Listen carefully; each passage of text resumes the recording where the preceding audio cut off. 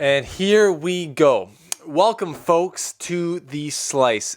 This is Stephen Boughton bringing you an unedited version of The Slice, previewing the semifinals of Wimbledon 2019. In the top half, we have Novak Djokovic versus Roberto Bautista Agut. And on the bottom half, we have the most blockbuster matchup in the history of the sport of tennis in Roger Federer versus Rafael Nadal. Now, these are the three of these players are players that we expected to be in the semifinals, and one of them is a dark horse who I didn't even see coming at all at the beginning of the tournament, Roberto Bautista Agut. Now, I saw in a little thing on Instagram today that he's getting married soon. He actually had his bachelor party booked at this time already in Ibiza, and his buddies are all there waiting for him. But he decided to turn on the jets and only lose, I think, one set on the way to the semifinals on this grass court and make it to the semifinals where he's now playing Novak Djokovic for a chance to make it to the finals. So we got the big three who are the most consistent tennis players, I would say, in the history of tennis at the finals here. The big three have been, I think one of the big three has been in at least the semifinals or finals of the last majors. I don't have any stats because this is all off the top of my head, but I can't remember the last time none of the big three were in the semifinals. So we expected this at the beginning of the tournament, and we've been gifted with the matchup on the bottom between Rafa and Roger, which we saw in the French Open on the clay. Now it switches over to Roger's dominant surface, the grass, and there's lots at stake here, I would say. So we're going to get into that. But what happened today, Novak Djokovic took out David Goffin very easily, a lot more easily than I thought it would. I think the scoreline doesn't pay it complete justice. I didn't see the match, but I did take a look at the stats, and that was showing that David Goffin was in a lot of his games, but he just was not there enough. Didn't have anything to hurt Djokovic with today, and Djokovic was obviously too much.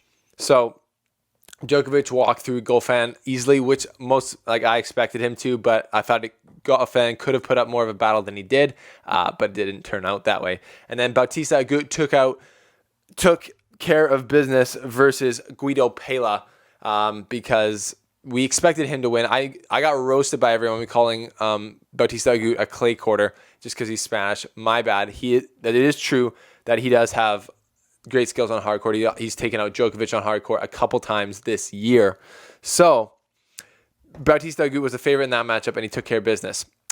And then we had Querrey versus Nadal. Sam Querrey versus Nadal, which is what I think most people thought the most potential for an upset.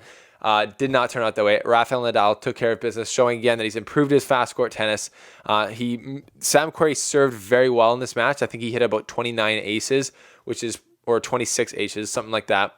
Maybe it was only 19. I'm not exactly sure, but I do remember the stat that he was about 70% first serve in, which for a serve like his is a huge deal. 70% of his first serves getting in. You'd think that he'd have more success in that match, getting more than at least he didn't even win a set.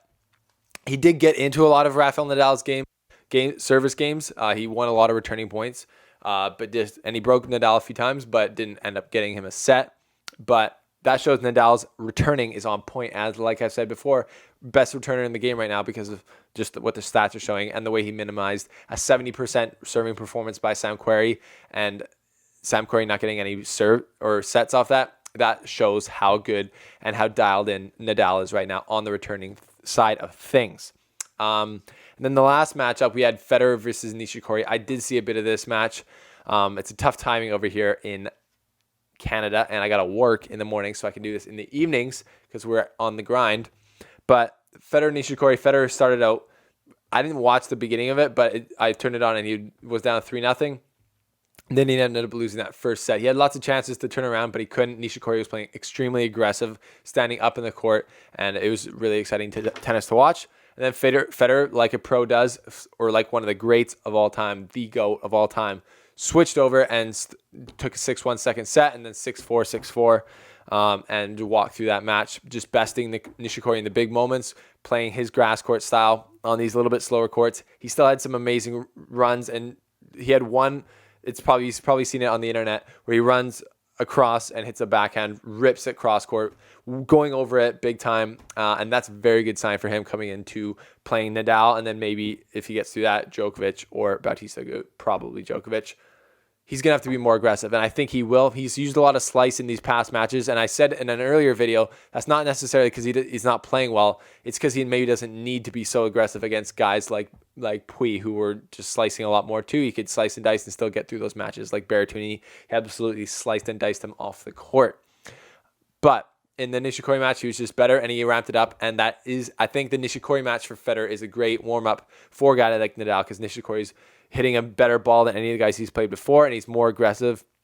And he was very aggressive in this match and trying to hit big. So I think Nishikori might have heard my rant about him at the French Open, and he decided to really ball out this time in the quarterfinals and win a set against the big three, but still can't break through that barrier of those big three guys in the later stages of majors, like I've said. So, like I predicted in the quarterfinal preview video, we have Djokovic versus Bautista Agut and Nadal versus Federer. In Djokovic versus Bautista Agut, obviously the favorite is Djokovic, but Agut has gotten the best of him the last 2 times they've played. So, and he's beaten him before that. So Bautista Agut comes in this match with confidence, and for good reason, because he's beaten this guy before. He hasn't beat him at a major and at Wimbledon at the semifinals, but he's a veteran, he's a pro, he should know how to handle himself. So I expect a good performance from Bautista Agut in this match. It's a tough matchup for Djokovic, I think, because Bautista Agut plays so much like him. He can really stay solid on the baseline, and what I noticed when he beat him earlier this year is he takes any pace that Djokovic is going to give to try and be more aggressive, to try and take the game onto Bautista Agut, and he can use that power to create his own angles from amazing spots on the court. So he's been playing very well at Wimbledon, so I think this will be a tough match for Djokovic, and Djokovic has to stay locked in and not let any of the past stumbles that he's had come into his mindset in this game, which I fully expect him to do because he's a big match player, and on the biggest stages, that's when he always brings out his best tennis. So I do expect Djokovic to get through this match, probably in 4 sets, maybe in 3. But Bautista Agut could make this interesting because he has the last 2 times, and he's gotten to the semifinals of Wimbledon for a reason. So I'm predicting Djokovic coming out of the top semifinal to make his another final at Wimbledon. Now, Nadal versus Federer. There's so much that we could say on this, and this is an unedited clip of the slice just here in our studios, giving you the slice before I go on vacation, because you guys got to know, we got to get this out. We have to talk about this, but I don't have any stats in front of me. I don't have anything. I'm just going off what I've seen so far in this tournament and what I know about these 2 players. Nadal, Federer, on grass, Federer is a favorite. It's disrespectful to say that he's not, because he's won 8 Wimbledons. Do you need to say anything else other than that? Nadal's won 2. These courts aren't the same, though, as they were in the past. They are a bit slower, it seems. Nadal says he can't notice the difference, and he said the balls might be making the difference. But anyways, I think in general, people are noticing that these courts are slower. And the last meeting they just had was at the French Open, and Nadal definitely beat down Federer. It was closer than the scoreline says, I think, but still, obviously, the king of clay took care of business on clay and beat Federer. But this is a totally different match. So what we saw in 2017 when Federer beat Nadal 4 times was Federer being ultra aggressive, coming over his backhand most of the time, not slicing and letting Nadal get into the court, and just making Nadal uncomfortable with these fast surfaces. This is about as fast of a surface as you're still going to get. So it's a great opportunity for Federer here to implant his game and play the way he wants to play in this match. If he can do that and he can serve well, his serve has been getting consistently better through the tournament. He had a good number of aces and a high percentage against Nishikori, about 68%. If he can hit that type of percentage against Nadal, I think he's going to have success. I do think that he's going to be able to find that clutch factor and play the way he wants to play against Nadal. But that's basically, to me, these guys, I don't know what goes into their head, but I see when these guys are in the big 3 are so dominant because, like I've said before a million times, when they play their best, they're implanting their game on the other player. But when the 2 titans of the game go ahead, when they both need to be, Federer needs to be more aggressive than Nadal does, I think. Nadal can win a defensive match more easily than Federer can, but both these guys want to implant their styles, obviously, on this match. They want to be the hammer, not the nail, so to speak. If Nadal can step up in the court and hit flatter balls and make Federer really uncomfortable and still pepper his backhand, obviously that's a side you still want to hit to, and get Federer off his game and thinking way too much about it, Federer could be in trouble. But really all this talk is to say, aren't we just stoked? Aren't you stoked that we get to see Federer versus Nadal in Wimbledon again? 6 years ago, people thought it was never going to happen again. And it's happened a bunch of times now. I've watched like 6 matches in the last few years between them, which is something we never thought would happen. So it's an honor to be able to watch these guys play. And talking about this match and the scope of the GOAT debate, which is obviously not even a hot topic at all in the tennis fan community. That's a joke if you didn't know. This match has some significance for sure because it's on grass. If Nadal beats Federer on grass and then beats Djokovic to win Wimbledon, and he's at 19 Grand Slams, Federer's at 20, it's up in the air. I think that you can. It's already up in the air to me. In the sense, to me, Federer is the greatest player of all time. He has 20 Grand Slams, the most weeks at number 1, and I like his game the best out of anyone. If I had to put my money on someone to win a game, to win a match, to save my life, I'd be putting it on Federer. I think he's the most skilled tennis player that's ever picked up a racket. But now with Nadal and Djokovic right up there with those records as well, and they've all beaten each other so many times, it's really just your preference at this point, and it's not a definitive thing. So, but there's always arguments to be made. And if Nadal wins this match against Federer, his argument gets a lot stronger.